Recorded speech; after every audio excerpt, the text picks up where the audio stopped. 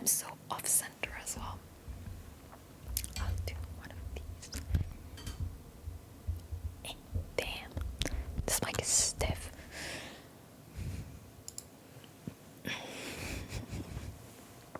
Let's change the lighting for chapter 2. God, this is dark. Let me see if I can make it a little bit brighter. Let me see if I can make it. I'll try and move. You have a bit of a distraction. I can't find the button. I don't know how to do this. Okay, maybe this. Is it working? Is it working? Is it working? I'll see. Yeah, seems to be working a little bit. Oh, that's brighter. It's a light pink. I like this. Oh, that was loud. Oh god, this is so dark. It looks so dark. Let me maybe lower it a little bit. Can we lower it? Am I lowering it or raising it? I don't know yet. I can't see.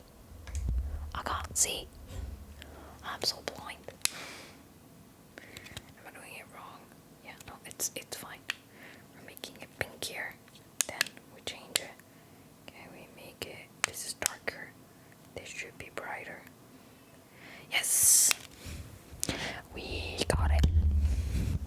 We got it. We got it. We got it. We got it. Good job. Good job, me. Good job, me. Good job, me. Good job, me. Also, I discovered that one of my favorite sounds is the sound of collarbone.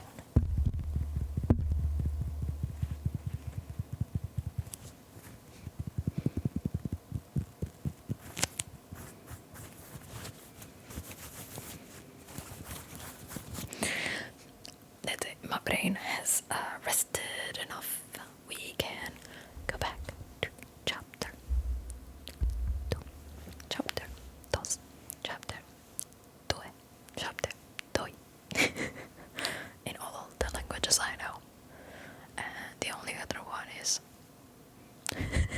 so, which is sign language. Okay. Toraharu opened for business 7 days a week, all year round. Every morning, come 11 o'clock, Sentaro would raise the shutters for the day. He usually donned his cook's clothes just 2 hours before opening time to begin preparing the pancake batter and sweet bean paste for making dorayaki. Most confectioners spend longer than that, but things were done differently at Toraharu. Today, like every other day, Sentaro drank his regular morning can of coffee and then proceeded to push the cardboard box into the kitchen from the pavement outside. It contained a delivery of Chinese-made tsuguan, the coarse sweet bean paste that he used for his dorayaki filling. His late boss that always used a ready-made bean paste as Santaro simply continued the practice. Sentaro, not Santaro. A friendly wholesaler regularly delivered 5-kilogram boxes of it. Sentaro took a plastic tub from inside and set about mixing the contents with leftover bean paste from the day before. Operations at Toraharu relied heavily on the fact that the bean paste could be refrigerated for short periods without too much loss of aroma quality.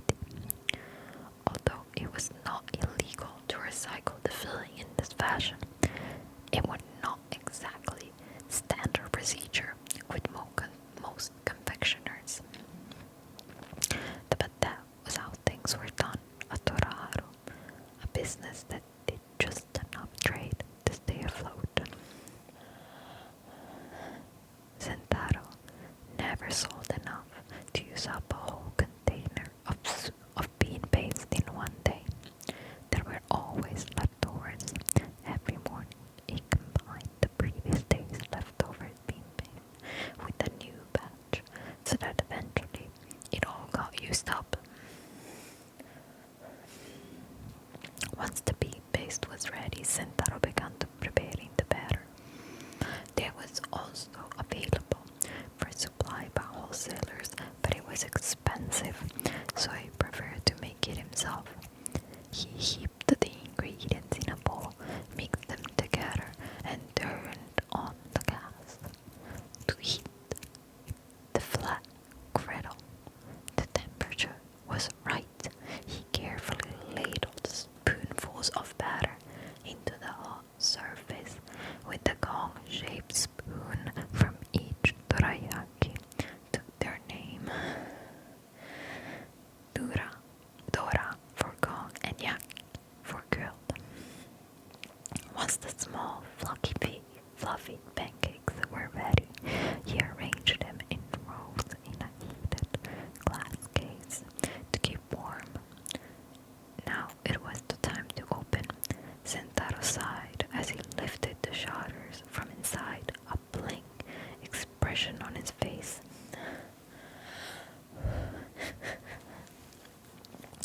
Lunchtime came, and Sentaro was sitting in the shop's kitchen, picking at a lunch from the convenience store when he saw a white hat appear on the other side of the window. The old lady, he muttered. She was smiling at him, and he felt obliged to stand up. Hello again. Hello. Can I do anything for you? Togo pulled a piece of paper from her handbag. This is how I write my name. Oh. Sentaro glanced at the paper. Her name was written in blue ink in a distinctive style, with every stroke borne by a curling flourish. Sorry, he said, but you still can't work here. He pushed the paper back to her. Togue went to pick it up with her bent fingers, but then seemed to change her mind and gently withdrew her hand. As you can see, I have a bit of trouble with my finger, so I don't mind working for less than I said last time. 200 yen will do. For what? My hourly pay. That's not the issue. Sentaro repeated what he had said before about not being able to hire her. Toko's reaction was to simply stare back at him, like last time. Sentaro stepped away from the counter and reached into the warmer to take out a dorayaki. He thought that he'd give her one, maybe she would go away. Do you make the bean paste yourself? Toko suddenly asked, as if she'd read his mind. That's some trade secret. You don't. Sentaro replied, his apple bobbing nervously. Had she seen something? He looked over his shoulder to check. The top of sweet bean paste was sitting in plain view on the kitchen bench next to his lunch, with the lid off and a spoon sticking out to boot. Sentaro shuffled sideways to block Toko's view. I had one of your dorayaki the other day. The pancake wasn't too bad, I thought, but the bean paste, yes. I couldn't tell anything about the feeling of the person who made it. Fair point. You couldn't? That's strange. Sentaro made a face, as if to show how regrettable that was. Though he knew full well his bean-based Caribbean no such thing. It was sort of lacking. Bean-paste is very difficult, you know. Listen, lady, have you ever made it? Certainly I have. I've been making it for 50 years. Sentaro almost dropped the dorayaki he was about to put in a paper bag. 50 years. Yes, half a century. Bean paste is all about feeling, young man. Oh, feeling, huh? Sentaro said as he pushed the dorayaki package toward Tokoe. For one fleeting moment, he felt buffeted, as if by a sudden gust of wind. But he hesitated. Sorry, I still can't hire you. Really? I'm sorry. That's how it is. Tokoe stared at him with her mismatched eyes, then pulled a cloth saw the purse from her handbag. That's okay, he said. It's on the house. Why? It costs 140 yen, doesn't it? She fumbled about in her purse to extract the coins. It took some time for her to find a 100 yen coin and 4 10 yen coins. Then lined them up on the narrow counter beneath the window. Every finger was slightly crooked, and her thumb was bent backwards. Young man, what? Took her rummage in her bag again. Try some of this, she had said by pulling out a round Tupperware container in a plastic bag. Sentara could see through the bag that it contained a dark substance. What is it? As Sentaro picked up the container, Tokwe began edging away from the counter. Is it bean paste? But she was already gone, and only turned back to give a quick nod before disappearing around the corner. That was my elbow cracking. Yesterday I hit this center spot here of my elbow. Look at my cool tattoo.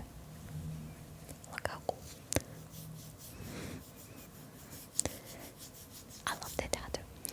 As I was saying, I hit my elbow, and while I was working out, it hurt from the center of the elbow to like up here, to halfway up my tricep. It's hurting because I elbowed the shower head holder, which is directly attached to the wall in my bathroom, and that hurt. That hurt like a bitch. That hurt like a bitch. But yeah, I think we've had 2 chapters. I do think that's probably enough. Enough for today. Enough for a trial. Tokwe brought him the sweet bean paste. She was like, "Sir, you can't make this. I know you don't make it. Let me give you the good shit. Let me give you that grandma recipe for you." And then she just like, "Okay, bye. Because if I stay here, you're not gonna let me walk away without it. You're gonna give it back to me. And I don't want that." But yeah. Thank you for joining, and I hope you have relaxed.